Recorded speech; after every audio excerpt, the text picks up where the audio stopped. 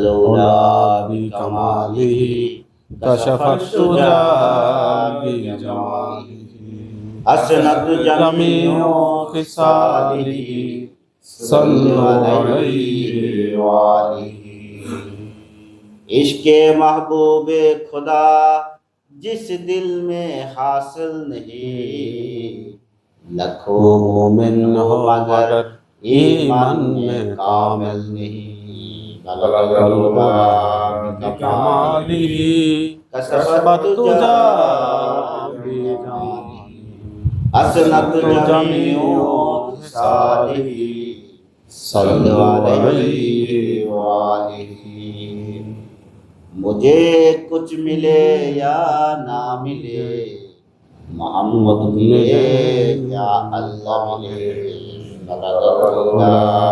बिकमालिही कसफत तुजा बिजमालिही हसनत जमीउ खिसालिही सल्लु अलैहि वालिही बिस्मिल्लाहिर रहमानिर रहीम अल्हम्दुलिल्लाहि रब्बिल आलमीन अर्रहमानिर रहीम मालिक यौमिद्दीन इय्याका नअबुदु व इय्याका नस्तईन इहदिनस सिरातल मुस्तकीम सिरातल लज़ीना अनअमता अलैहिम गैरिल मगदूबि अलैहिम वलाद्दल्लीन। দরবারে ঢাকার ভক্ত আশেকান, আজকে আমাদের রাতের বিশেষ মজমায় সূরা ফাতিহার তাফসীর পেশ করবেন বিশিষ্ট খাদেম বিশেষ আল্লামা আরিফ রহমান।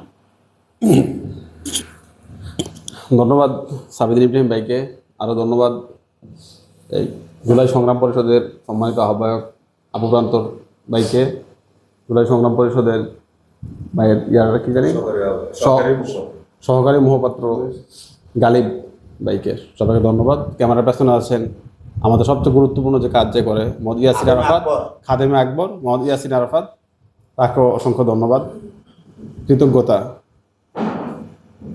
আমরা আজকে আলাপের টপিক হচ্ছে সূরা ফাতিহা। সূরা ফাতিহা হচ্ছে কোরআন শরীফের একেবারে প্রথম সূরা, যেটাকে ফাতিহা মানেই আসলে শুরু, স্টার্টিং পয়েন্ট। এই সূরা ফাতিহাকে আসলে মানে কেউ কোরআনের পুরোপুরি অংশ করে না, মনে করে না, মানে কোরআনের সাথে একটা সংযুক্তি, যেটা কোরআনের সূরার 15 নম্বর সূরার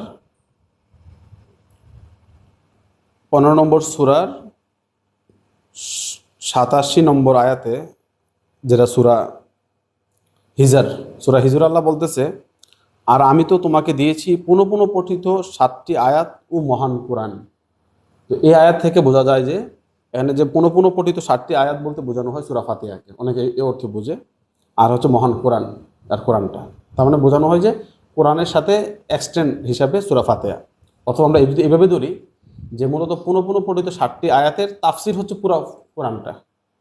তার মানে আমরা একটা গুরুত্বপূর্ণ ব্যাপার হচ্ছে যে সূরা ফাতিহা হচ্ছে মেইন, মানে কোরআনের উম্মুল কোরআন, যে কোরআনের মা, কোরআনের একবারে জিস্ট সার। আর হোল যে কোরআন যেটা আছে এটা হচ্ছে মূলত সূরা ফাতিহার তাফসির, অথবা সূরা ফাতিহা একটা মানুষের জীবনে কিভাবে অ্যাপ্লাইড হয়। তো এই অর্থে দেখলে আসলে আমাদের জীবনটা আসলে ফাতিহাই, সারা জীবন শুরুর মধ্যেই থাকি আমরা, আসলে জীবন শেষ হয় না, মানে শুরুরই তাফসির চলে ওই অর্থে। মানে যদি আমরা যে কসমিক যে বিশাল ওয়ার্ল্ড, অনন্ত সময়, ওই সময়ের তুলনায় আসলে আমাদের এই ক্ষুদ্র জীবনটা আসলে একটা শুরুর পয়েন্ট, শুরুই থাকে আসলে, হয় না, কেউ শেষ করতে পারে না। তো আজকে আমরা এই কোরআনের গুরুত্বপূর্ণ সবচেয়ে সূরা যেটা সূরা ফাতিহা আমরা করবো আর কি, আমাদের উপলব্ধিটা শেয়ার করবো, যে আমাদের উপলব্ধির একমাত্র ফাইনাল উপলব্ধি এই দাবি আমরা কেউ করতে পারি না, কারণ প্রত্যেকটা কোরআনের যে সূরা আছে প্রত্যেকটা মেইন যে উপলব্ধির একবার উপলব্ধির একমাত্র আল্লাহ ভালো জানেন। এছাড়া আমাদের যত তাফসীর ব্যাখ্যা আছে সবগুলো আমাদের ব্যক্তিগত অবজারভেশন, নিজের জীবন অভিজ্ঞতা, তারপর জীবন জগতের সাথে আমাদের সম্পর্ক উপর ভিত্তি করে আমরা যেভাবে উপলব্ধি করি সেটাই মূলত আসলে আমাদের ব্যাখ্যা হয়। সেই জায়গা থেকে যে কোরআন আমি বাংলায় পড়ি না, ভাই তো আরবি বলল, পরম করুণাময় অতি দয়ালু আল্লাহর নামে। তারপর হচ্ছে সমস্ত প্রশংসা আল্লাহর জন্য, যিনি সৃষ্টিকুলের রব। প্রথম 2টা আয়াত বলি, এই সূরা আরেকটা গুরুত্বপূর্ণ, মাঝখানে আমি আরেকটা বলে ফেলি, এটা হচ্ছে যে সূরা 7টা আয়াত। এখন 7 সংখ্যাটা আসলে খুবই গুরুত্বপূর্ণ নাম্বার একটা। পৃথিবীর প্রায় যতগুলো মিথোলজি আছে, ধর্ম আছে, সবগুলা ধর্মের মিথোলজিতে 7 সংখ্যাটা খুবই গুরুত্বপূর্ণ। এই কারণে এটাকে বলে লাকি 7। এবং 7কে বলা হয় যে আমাদের যে অঙ্ক থাকে 1 থেকে 9 পর্যন্ত, এর মধ্যে যে ভার্জিন নাম্বার, যেটা একবার মৌলিক সংখ্যা, 7 হচ্ছে সবচেয়ে বড় মৌলিক সংখ্যা। এর আর সবচেয়ে বড় মৌলিক সংখ্যা। তো এই দিক থেকেও 7 সংখ্যাটা খুবই গুরুত্বপূর্ণ। তারপর আমরা যদি কোরআনে দেখি 7-এর ব্যবহার, যে 7 আসমান 7 জমিন, যে আল্লাহ জগৎ সৃষ্টি করছে 6 দিনে, 7ম দিন রেস্ট নেয়, এটা বিবলিক্যাল বর্ণনা। তো আবার বিবলিক ইয়াতে আমরা যদি হিন্দু ধর্মের মধ্যে দেখি যে বিয়ে করতে গেলে তারা 7 পাকে ঘুরে, তারপর তাদের সপ্তর্ষি মণ্ডল, তারা যে আকাশ পৃথিবীর যেই মণ্ডল দেখায়, জগৎ দেখায়, 7টা জগৎ, হ্যাঁ হ্যাঁ, সপ্তর্ষি মণ্ডল, এই থেকে 7 গুরুত্বপূর্ণ। তারপর আমরা যখন হজে যায় মুসলিমরা, তারা সেখানেও এন্টি ক্লকওয়াইজ 7 বার তাওয়াফ করে কাবাকে। তো 7 হচ্ছে আসলে একটা মানে শুধু 7 বোঝায়, আবার 7 বলতে আবার অনেক বহু বোঝায়। আসলে 7 বলতে মানে ওটা ইয়ার মতো, আমরা পৌনপুনিক বলি না, ইনফিনাইট ব্যাপার স্যাপার, 7 ওইটা ইন্ডিকেট করে। এই সূরার সবচাইতে গুরুত্বপূর্ণ আয়াত আমার কাছে যেটা মনে হয়, এটা হচ্ছে এই 7-এর যে মাঝখানে যে ডিজিটটা 4, সবচেয়ে গুরুত্বপূর্ণ আয়াত সেটা, ইহদিনাস সিরাতাল মুস্তাকিম, যে আল্লাহ তুমি আমাকে সরল সঠিক পথে পথ দেখাও। তো এই সূরাটা মূলত আসলে একটা মানুষের প্রার্থনা। আমরা যারা দরখাস্ত বলি না, যে কারো কাছে মানে আমরা দরখাস্ত লিখতে হয়, কারণ মানুষ যখন কোনো তার চেয়ে উপরের কারো কাছে সে কোনো কিছু বলবে, লিখবে, এটারও একটা আসলে গ্রামার, কিভাবে বলতে হয় কারোর কাছে, কীভাবে চাইতে হয়। তো এই চাওয়াটাও আমরা যখন আল্লাহ, এবং ওইটা আল্লাহ আমাদেরকে শিখাইতেছে যে কারোর কাছে তুমি কীভাবে দরখাস্ত লিখবা, চাইবা। আল্লাহ লিখতেছে যে পরম করুণাময় অতি দয়ালু আল্লাহর নামে।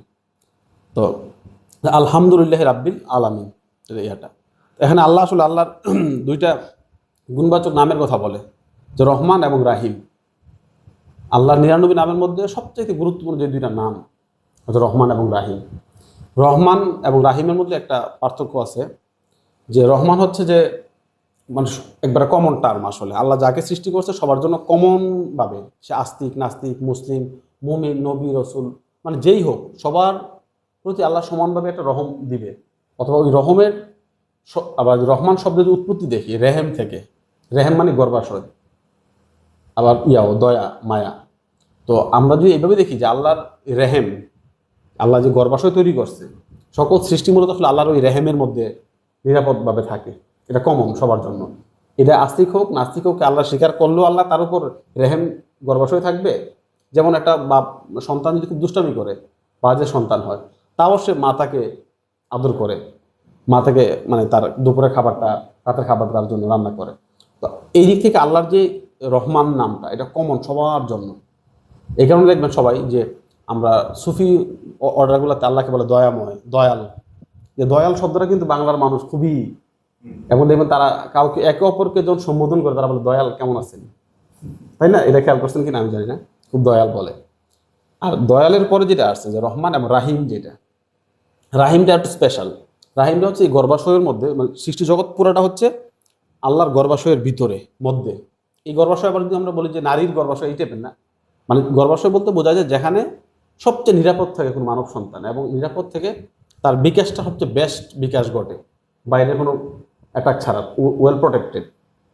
তো ওই জগতের মধ্যেও রাহিম যেটা, এটা হচ্ছে আরও স্পেশাল। যে এই মানুষগুলোর মধ্যে, এই সৃষ্টির মধ্যে যারা আল্লাহর যে নিয়ম নীতি আছে, রুলস আছে, যারা সবচেয়ে ভালোভাবে আল্লাহর কাজটা করে, সবাইকে আল্লাহ রহম করবে মানে দয়া দিয়ে দেখাবে, এটা খুব সিম্পল। তারপরেও যারা এর মধ্যে আল্লাহর কথা অনুযায়ী কাজ করবে, তাদের উপর হচ্ছে আল্লাহর রাহিম নামটা খুব যুক্ত হয়। তার মানে একটা হচ্ছে যে এই কমন নাউন হিসাবে সবার উপর, আর একটা হচ্ছে একেবারে আর একটু স্পেসিফিক। ঠিক আছে, এখানে আল্লাহ 2টাই দেখায় যে আমি সবার উপর রহমও আছি, আবার তুমি চাইলে তোমার উপর আমি রাহিমও হব। এই 2টা নাম আর কি এই আল্লাহ এইভাবে শুরু করতেছে। তাহলে এটা খুব গুরুত্বপূর্ণ যে আমরা আসলে কার কাছে প্রার্থনা করতে যাব, যে আমার উপর রহম এবং রাহিম হয় তার কাছেই যাব। আর যে রহম রাহিম না, তার কাছে আমি চাওয়াটা উচিত না আসলে, তাই না? এটা কিন্তু আল্লাহর একটা নির্দেশ, যে রহম রাহিম তার কাছে চাইবা। আর যে কাহার কঠোর, তারা তুমি চাইলেও লাভ হবে না, ফায়দা হবে না। এই সমস্ত প্রশংসা আল্লাহর জন্য, যিনি সৃষ্টিকুলের রব। দ্বিতীয় আয়াতটা যে বলতেছে মানে সকল প্রশংসা আল্লাহর আল্লাহর, যিনি সৃষ্টিকুলের রব। সৃষ্টিকুল বলতে আলামিন, আলামিন মানে জগৎ সমূহ। মানে জগৎ সমূহ বলতে আমরা আসলে কি কি বুঝি? আসলে অনেকে বোঝায় যে 7টা আসমান 7টা জমিন জ্বালা সৃষ্টি করছে, এটা একটা জগৎ প্যাটার্ন। এখানে কিন্তু আলামিন কিন্তু বহু বচন অর্থ ব্যবহার করতে পারে, মানে অসংখ্য জগৎ, ইনফিনিট জগৎ। যে একটা ব্যক্তি মানুষেরই অসংখ্য জগৎ থাকে, তার মেন্টাল, ফিজিক্যাল, স্পিরিচুয়াল একটা। আবার দেখবেন তার একটা ব্যক্তি যে মনে করেন আমি যখন কাউকে মা ডাকি, মাকে নিয়ে তো মা কেন্দ্রিক যে একটা ফোল্ডার, একটা জগৎ, এটা একটা জগৎ। বাবা যখন ডাকি এর আইডিয়াল টাইপস, এটা আবার আরেকটা জগৎ, বাবার ওয়ার্ল্ড। তারপর যখন সন্তান ডাকি, এটা আরেকটা জগৎ। মানে প্রত্যেকটা নামই এবার একটা জগতের মতো। অথবা আমি যার সাথে এর সম্পর্কে জড়াই, এটা ইটসেলফ একটা জগৎ। জগতের অনেক ভেরিয়েশন, এটা হচ্ছে নর্মাল ব্যাপার। আর একটা হচ্ছে যে ফিজিক্যাল ওয়ার্ল্ড, যেটা আমরা ন্যাচারাল যে ওয়ার্ল্ডটা দেখি, যে প্রাণ প্রকৃতি বড় হইতেছে, মৃত্যুবরণ করতেছে, সার্কেল, এই যে একটা জগৎ। আরেকটা হচ্ছে যে মানে আর জগৎ, আর ব্যাপার হচ্ছে যে উদ্ভিদ জগৎ, প্রাণী জগৎ এবং হিউম্যানিক ওয়ার্ল্ড, মানবিক জগৎ। আবার মানুষের জগতের অসংখ্য ভেরিয়েশন আছে, স্পিরিচুয়াল, মেন্টাল, ফিজিক্যাল। এখন এই প্রত্যেকটা আল্লাহ বলছে প্রত্যেকটা জগতের মালিক হচ্ছে আমি, এবং যে মালিকের উপর তোমরা কি করো? প্রশংসা করো। প্রশংসা মানে তার প্রতি কৃতজ্ঞতা দেখাও, অথবা স্বীকৃতি দেও যে সে আসলে সবকিছুর মালিক, সবকিছু দেখে, অবজার্ভ করে। তো এই সবচেয়ে মজার ব্যাপার হচ্ছে যে আমরা যে এরিস্টটলের যে তার যে পুরা, আমরা এরিস্টটলকে কি বলি যে জীববিজ্ঞানের জনক, উদ্ভিদ বিজ্ঞানের জনক, এবং পলিটিক্সেরও অনেক তাকে জনক বলা হয়। সে দেখবেন এই আয়াতে আল্লাহর বিভিন্ন জগৎ আছে, প্রত্যেকটা জগৎকে যে পারফেক্টলি বুঝতে পারে, সেই কিন্তু পারফেক্টলি প্রশংসাটা করতে পারে। আসলে আল্লাহ প্রশংসা কিন্তু এমন না যে দূর থেকে প্রশংসা করলেন। হচ্ছে বেস্ট প্রশংসা হচ্ছে, যেমন এরিস্টটল হচ্ছে ভুটানির উদ্ভিদ বিজ্ঞান এবং প্রাণী বিজ্ঞানের জন্য। কারণ প্রাণী বিজ্ঞান এবং উদ্ভিদ বিজ্ঞানের যে জগতে সবচেয়ে বেস্ট প্রশংসাটা আল্লাহর জন্য ওই এরিস্টটলই করছে আসলে, কারণ সে এটা নিয়ে গবেষণা করছে। এবং আপনারা যদি দেখেন ইবনে রুশদের বিখ্যাত একটা কথা আছে যে আল্লাহ সবচেয়ে উত্তম প্রশংসাটা, উত্তম ইবাদতটা সেই করে যে আল্লাহর সৃষ্টি নিয়ে গবেষণা করে। এখন আল্লাহর জগৎ কয়টা, যে মালিক যতভাবে আপনি আবিষ্কার করতে পারেন, যত ইনফিনিটলি আবিষ্কার করতে পারবেন। এটা কিন্তু আল্লাহ একটা আমাদেরকে বলে দিয়েছে, জগৎ অসীম, তুমি শুধু কি করো? আবিষ্কার করো, আবিষ্কার করো, প্রচুর আবিষ্কারের দিকে আগাও। তুমি যত বেশি আবিষ্কার করবা তত বেশি তুমি আমার প্রতি কৃতজ্ঞ হবা। এখন যার কল্পনায় যত বেশি জগৎ, তার দেখবেন কল্পনার আল্লাহ, ঈশ্বর, ভগবান অনেক বড়। ঠিক আছে, এই জায়গা থেকে এটা আমি এইভাবে দেখি আর কি। আর